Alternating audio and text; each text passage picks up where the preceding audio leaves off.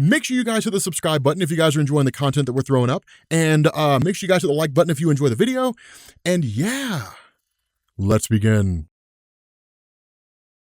Rob Core. Rob Core. What's going on, guys? This is Rob, and I realized about 5 minutes ago that you can replace Batman with Rob Core in the old Adam West Batman theme song, and it's amazing. But how's everybody doing? Right? How's everybody doing? So we are covering the Guardians of the Galaxy tie-in for the King in Black, and it kind of makes sense, right? The King in Black event's touching everything, and I was kind of wondering when we were going to get to this, right? And in fact, it was actually one of you guys who suggested that I cover it, because at first I was kind of like, I mean, is it going to expand beyond the universe? And I haven't been paying attention to Guardians of the Galaxy for a while. I've been glossing over it, but I haven't really been like reading it with any real measure of thought. And one of you guys suggested it, so I was like, okay, cool, we'll check it out. And it's cool because we're only 10 issues in, right? This is the 10th issue. So if you guys want to see me cover Guardians, let me know. We have a lot of comics that we need to get caught up on, right? Like Spider-Gwen and like Guardians of the Galaxy and all kinds of other stuff. I feel like in the face of everything that's been going on with Hickman's X-Men, a lot of the other stuff that's been going on at Marvel has kind of been left to the wayside, right? We've been focusing on like Thor, we focused on Immortal Hulk for a little while. We had Maestro, Juggernaut, X-Men, and that was kind of it. And like we kind of left a lot of stuff at the wayside. So let me know if you guys want me to cover anything else. We'll probably dedicate a day to kind of getting caught back up on comics. But the important thing to go on here, really the important thing to explain here, is that on the Guardians of the Galaxy team, as it stands right now, you've got Marvel Boy, you've got Hercules, you've got Richard Rider, you've got some familiar faces, but the face that we're missing here is Peter Quill, and there's actually a reason for that. But the big takeaway from this is that in the aftermath of Knull invading the main Marvel universe and essentially setting his sights on Earth, this led to him spreading his influence throughout the rest of the universe itself. Now, we can largely assume that because Knull showed up on Earth with Celestials, he visited other planets before he came to Earth, or at the very least just like sought them out immediately and then took them out and then showed up on Earth. We know Earth was like his main target, right? Because, you know, the Marvel universe, Marvel Comics. You know, the idea here is that with him having more or less conquered the world, that he looks to be kind of expanding his sphere of influence out more and more. And the way to do this, and really the smartest way to do this, is to go after the home worlds of the various races that exist out there, right? The powerhouse races. For those of you guys who don't know, in Marvel Comics, when it comes to their cosmic landscape, you have like maybe 4 or 5 different races that are kind of above everybody else, right? I mean, you've got all kinds of races out there, right? You got hundreds of thousands of different races that are out there, if not millions or trillions or whatever, but you only have like empires, right? Like a handful of empires, right? So you've got the Badoon, who are basically really great at making guns. You've got the Shi'ar, which are an amalgamation of different races that have all sworn loyalty to the Shi'ar Empire. You've got the Kree race, you got the Skrull race, you've got the human race on Earth, but you've got different groups out there that function in different purposes. And what Knull seems to have been doing is going after these various empires. And we find this out from a couple of different things. The first is that where Richard Rider kind of looks to Hercules and is like, do you know of any god like this, right? Like, you're familiar with gods. And the response of Hercules is, never heard of him. I've got no idea who this guy is, right? So they're kind of left to their own. They end up switching over to Super Skrull, right? Now, Super Skrull is a Skrull that basically has the powers of the Fantastic Four. He was irrelevant for decades. And when I say decades, I mean decades and decades and decades. It wasn't really until Hickman took over Fantastic Four that he became relevant again. But he was important back during the days of like Roy Thomas and John Byrne when they were doing Fantastic Four. But beyond that, he just hadn't really been an important character. But one of the big things that we kind of learn here is that the Kree Skrull Alliance world, right? So presumably the base by which they're both operating out of essentially went dark some period ago. And they haven't really heard anything from them. They, you know, nothing gets in, nothing gets out. And so presumably you ended up having Knull who conquered that world. Not only that, they're basically following his dragons that we've seen on Earth, but seem to be capable of traveling through space, only for us to find out that they're heading towards Spartax. And the way we find this is we end up being met by the arrival of Victoria, the sister of Peter Quill and the daughter of Jason. So Victoria was introduced in Marvel Comics back with Legendary StarLord #1 back in 2014. And while she is the sister of Peter Quill and the daughter of Jason, she's not really legitimate, right? She's the illegitimate daughter of Jason of Spartax, but she was introduced as a possible heir, or at least somebody who could basically step closer in line with the royal family, with the imperial family itself. She was of course sent off to basically prove her worth, the kind of things you would expect for somebody who showed up and said, hey, I'm your daughter, you know, that kind of thing. But in the aftermath of the event whereby Jason of Spartax was frozen in amber in a fight between Carol Danvers members, Jason and Thane, as well as the events that led to Peter Quill being basically missing in action, which we'll cover here in a little bit. She ended up becoming the Empress, right? The person who's currently ruling the planet of Spartex in his stead. Now, again, we can cover that stuff. I feel like that kind of thing needs a little more explanation that we really, more than we really have time for here. But we can cover it in videos if you guys are interested. Just let me know down in the comment section. But she basically comes running in and says, yes, like the forces of Knull are basically showing up on Spartex. And so what we end up doing is picking up on that planet about 4 standard hours later. And what you have is just a massive evacuation, right? You've got 9 billion people on this planet, and they're just evacuating them as best they can. And the reason why is it really seems to kind of happen off panel between the pages, and it really kind of seems to come by way of Moondragon herself, right? Of Heather Douglas, the daughter of Drax, a long-standing member of Marvel Comics. Those of you guys who've been reading Marvel Comics for a long time, you know exactly who she is. For those of you guys who've never heard of Moondragon, 1, I can almost guarantee we're going to see her in the Marvel Cinematic Universe, and 2, she's the daughter of Drax, before Drax became Drax, right? Back when he was just a regular human, when he was a normal human being. His name was Arthur. Ultimately, he was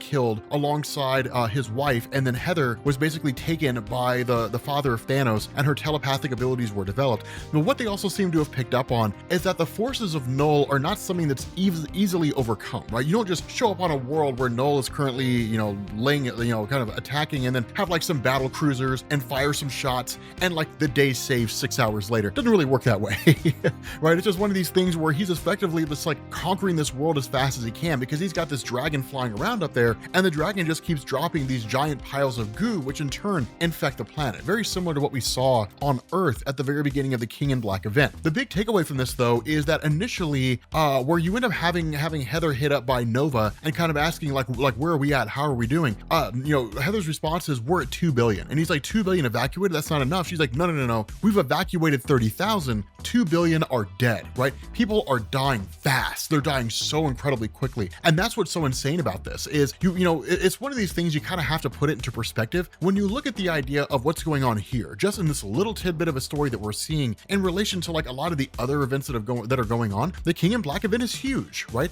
Do I think that it's going to stand the test of time as being an event that's as grandiose in scale as like Annihilation or Annihilation Conquest? No, because those stories just felt different, right? There was just a feeling that Dan Abnett brought to those stories that just nobody else could really duplicate, right? I mean, it felt like it was a spacefaring escapade. This feels like it's an Earth-based event that happens to involve the rest of space, right? So it's just a totally different feeling that goes on. But the long and short of this is that there's not really much they can do here except try to keep evacuating as best as they possibly can. The other part of that is you've got Rocket Raccoon who kind of chimes in and is like, look, we're doing what we can, but there's only so much we can do here. We just got to get people out of here as fast as we can. But then suddenly, like a few minutes later, you effectively got this kind of portal that opens up, this kind of screaming sound, this portal that opens up. Rocket Raccoon sniffs and realizes it's Peter Quill. And when he races over to him, he actually finds Peter standing there. Now, this is a little bit of exposition to go on here, right? Because we don't really get much explanation in the way of where Peter's been over the course of this story, right? That what you get here is like Rocket Raccoon, like, damn man, I thought you were dead. And everybody's like, yeah man, like I thought you were dead. Like, oh my God, I can't believe you're alive. And he basically takes his element gun, which is capable of firing what are in effect the various elements. He shoots it at the dragon and then just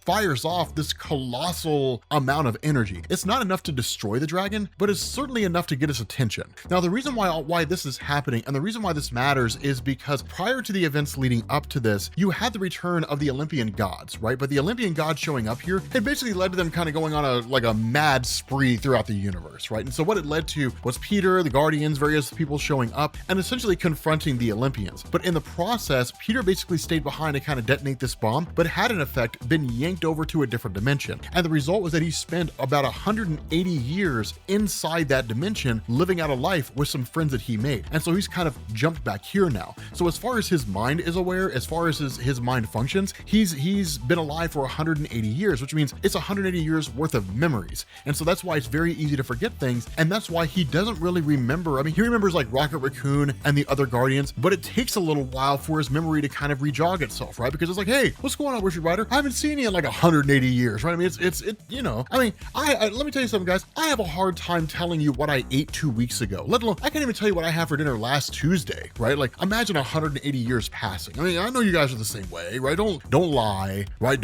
Somebody in the comments is going to be like, I always remember what I eat, right? It's probably going to end up being, one of you guys who ask for videos all the time, because I've seen those requests about empty hand. Don't think I haven't noticed. I've seen those requests, y'all. I know how you guys are. See, now that we made that video for Wilder, because you just wouldn't stop asking for it, now you guys are just like batching up in groups of like 10 or 15 people and like requesting something, and then all of you like that person's request, and so like now I have to do it.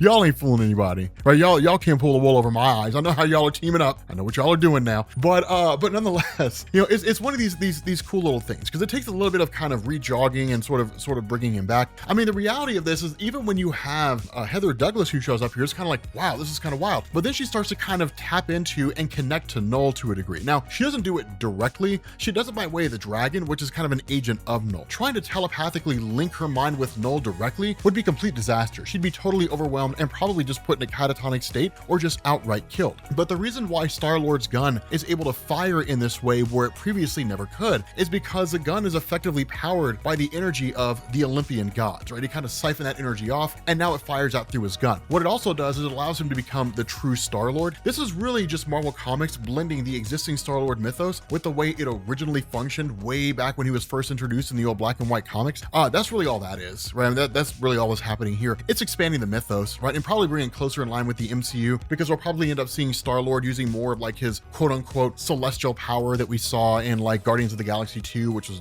I don't think was a very good plot point. But nonetheless, you know, that's kind of what it is that's going on now. And so that's why when they say, okay, we need to take this attack directly to this dragon, they're able to do that. And they basically end up penetrating its hide using the weapon of Star-Lord and effectively break inside of it, right? They actually enter inside this thing. And when they do, we see exactly what we would expect, which is a facsimile of Knull. And that's one of the ways in which this guy functions. That Knull seems to kind of function off and on. It's not an absolute. It's not a hard and fast rule, like universally across the board, it works this way no matter what. But what he seems to do here is take kind of a portion of his own essence and put it into these individual dragons or what have you. And then that essence of himself just kind of controls it, right? Kind of flies around, does its bidding, that kind of a thing, and functions accordingly. The more direct explanation here is that entering into the dragon is kind of entering into the quote unquote spirit of Knull, right? So kind of almost this sort of ethereal trip where you sort of transcend the physical form and you kind of communicate with Knull directly. The important thing here is that if Knull in his real and true tangible form was here, this fight would be over in an instant. It would be over so fast it wouldn't even last. And that's one of the crazy things, is because with the power that Peter Quill now has, being able to channel the energy of the Olympian gods and in effect becoming a god himself, that draws the attention of Knull, right? Peter is nowhere near the same level that Knull is, but it is a level of power that Knull can acquire and boost his power accordingly, because we know that in this current form that he's in, Knull is almost kind of like a collector of powerful beings, right? And it makes sense. If you're a person who's looking to conquer the universe, you want the most powerful allies you can get to your side. We've seen that time and time again in Marvel Comics. Onslaught did it with X-Men, Nate Gray, and Franklin Richards back in the 90s. We've seen Thanos do it with various people when he had like the Black Order to his side and all that kind of stuff. We've seen Apocalypse do it when he ensnares various people to become his four horsemen. You see it over and over and over again in Marvel, right? The big difference here is that when Peter Quill basically really comes into contact with Knull for the very first time, that there's this kind of desire to basically conquer him, right? To kind of take over him. And in fact, he almost takes over the entirety of the Guardians of the Galaxy team, ensnares them all. Heather Douglas,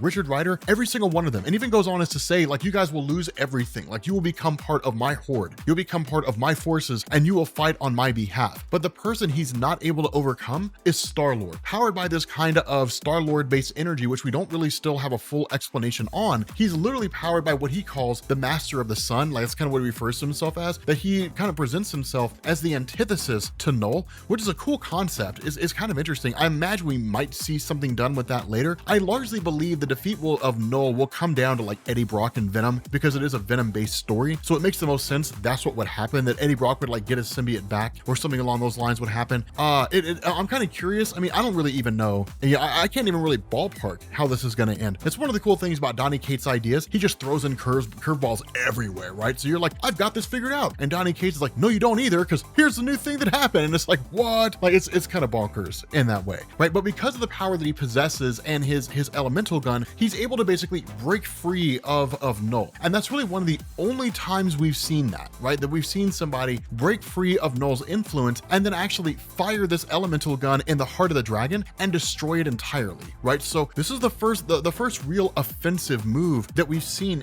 anybody pull off during the events of the King in Black. It's the first time that somebody has managed to defeat some aspect of Knull. It's new territory, and it's cool to see. That's why I say it's kind of a big deal, and it's something that we might end up seeing more of. The problem with this is that they ultimately try to get Peter Quill to stay, but his answer is, I can't, right? That's not going to happen. And when they ask him why, he says, because I essentially stole the power of the Olympian gods. And because I stole their power, because I killed Hephaestus in the process, because I have their energy and their power now, they're going to be coming for it, right? They're coming back, and they're coming for me. And so I have to go back to this dimension that I was at and effectively save my friends. It's a cool idea. What's going on in Guardians of the Galaxy right now is actually amazing. From what I've skimmed and what I've seen, again, I haven't really read it with any real measure of seriousness. It looks cool, and it makes sense because Al Ewing's the one writing it, right? Al Ewing is just kind of a wizard when it comes to comic books. Sometimes what he does doesn't really make sense in the beginning, but give it enough time and it will. The guy's kind of nuts, right? But it's a cool little tidbit here, right? I mean, the big takeaway is that one, Peter Quill is basically in a god state at the moment, and then two,